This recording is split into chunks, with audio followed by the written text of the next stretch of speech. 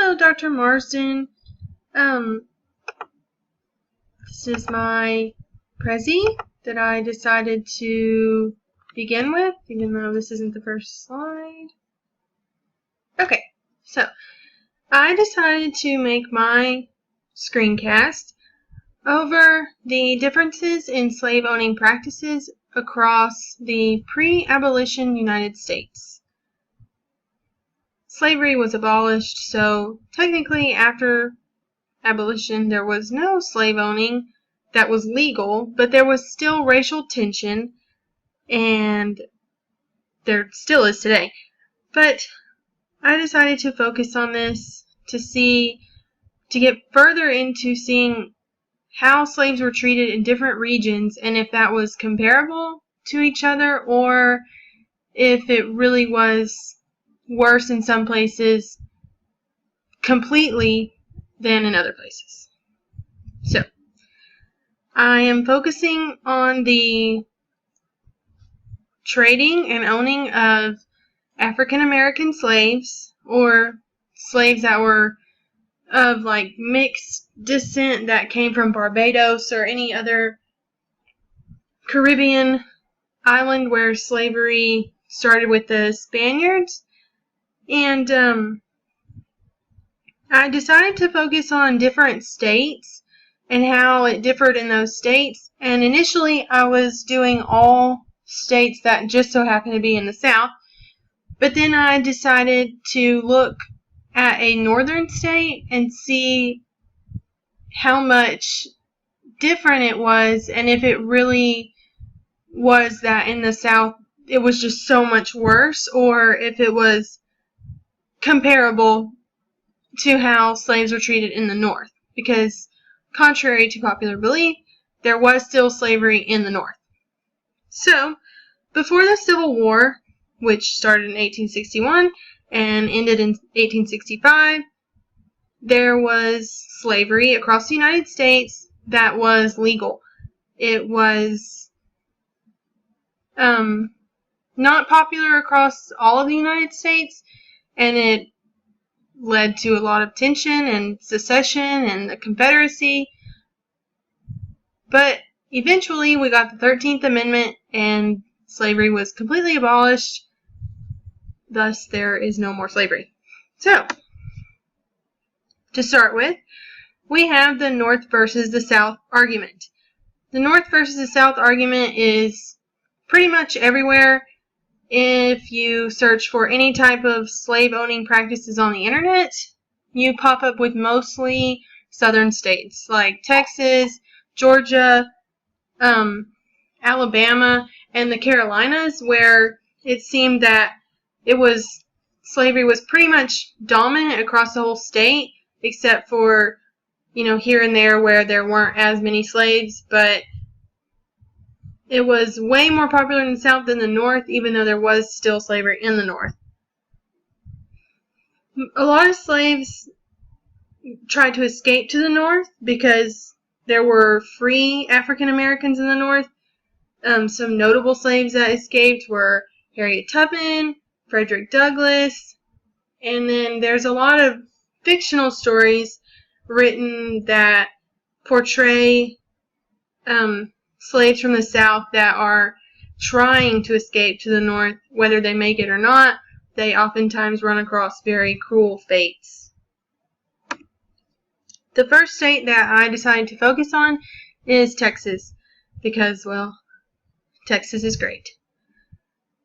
Texas is currently the biggest state in the South today. It was annexed in 1845, but even before that, there was slavery in Texas, or the Republic of Texas as it was called before it was annexed. Even when Texas was a part of Mexico and was controlled by Mexico before the Revolution, there was still people who lived in the territory established by our great friend Stephen F. Austin that owned slaves. There was a lot of slaves in Texas.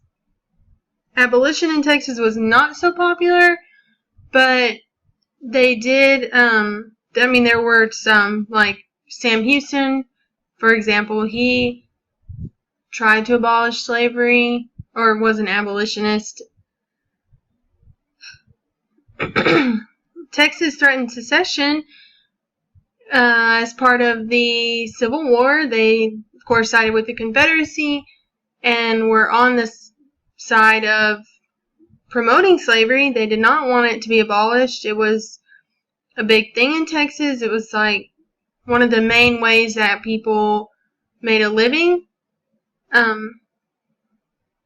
When there were attempts to emancipate slaves in the South, like in the 1820s, they tried to emancipate the slaves, and Stephen F. Austin said that the slaves were technically domestic servants, so they weren't actually slaves, therefore they were exempt from emancipation.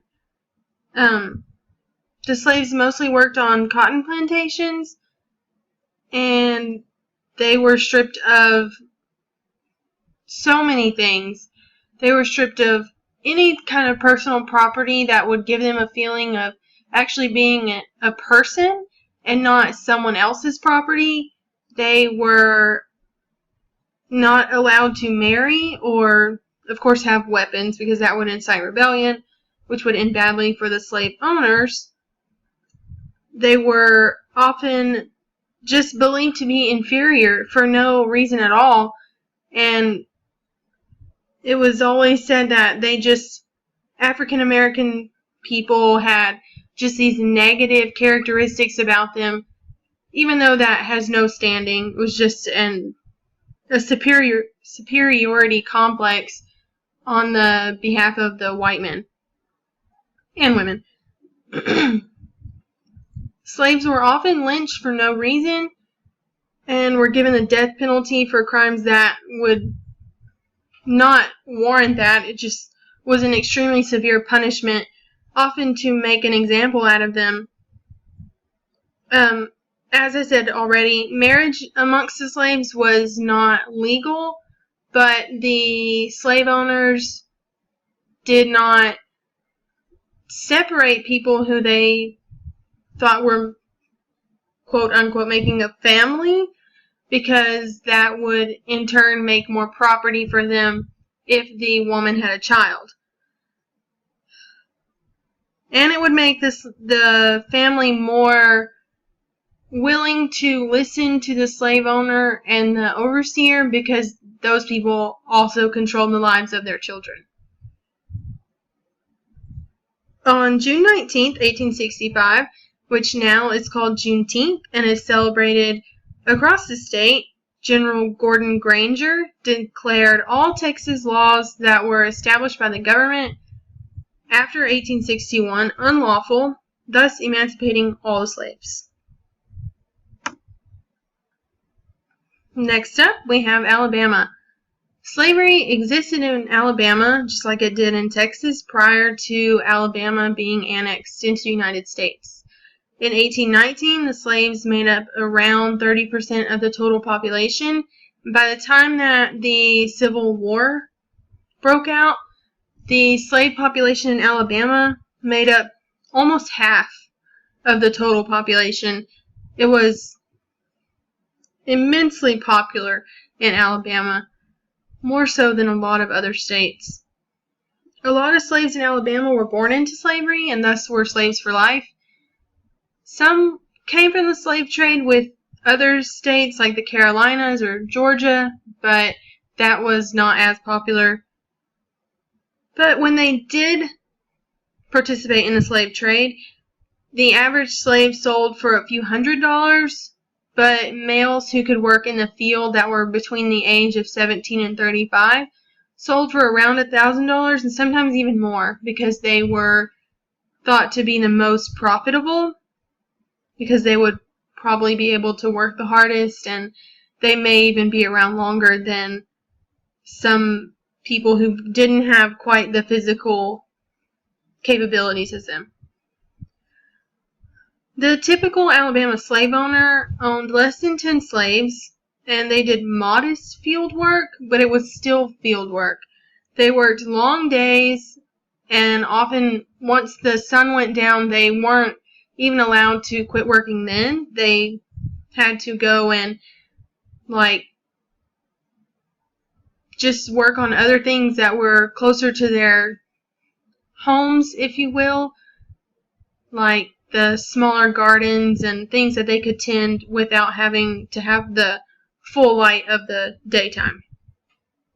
The living quarters that the slaves were supposed to call home were just really meager, small cabins that housed usually a single family, and if they were lucky, they had an actual floor, but most of the time they had a dirt floor.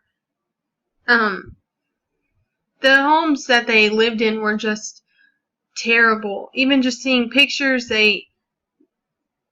it's hard to imagine what it would be like to be forced to live in a place like that.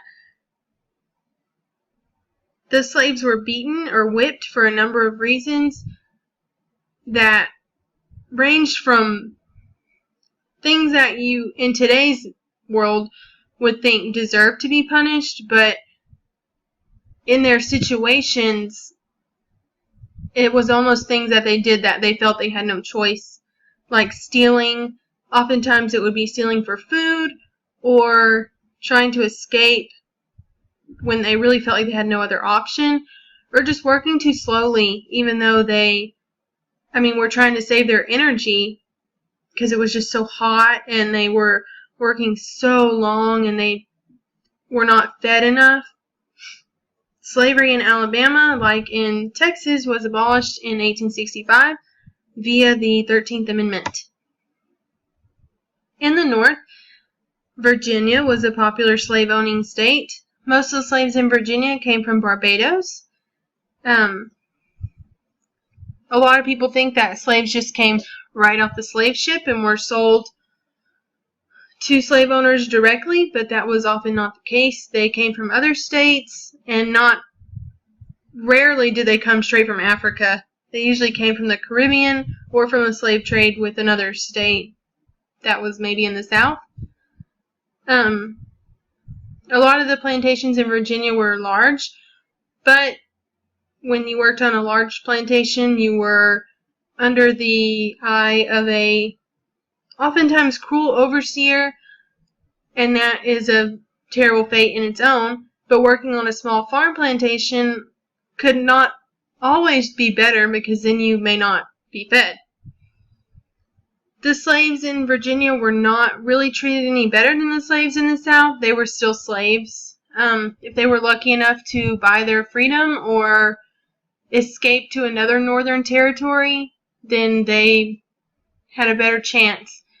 It would be easier for them to escape because they're already in the North, rather than the people in the South who had to go so much further. So, after I looked up all this stuff, I realized that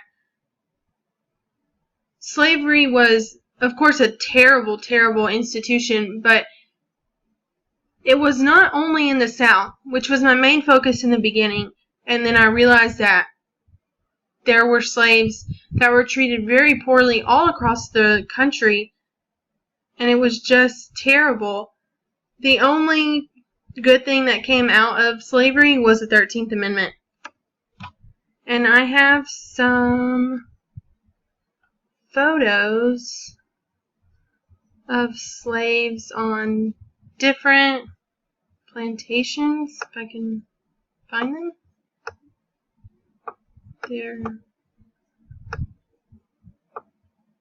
They're lost. Oh, there's one. Okay, so here's some slaves that are picking cotton, and they look just totally miserable and hungry and tired, and that was often the way that they looked and the way that they were clothed. They never really had anything that was any better than this. And that's all. Thank you.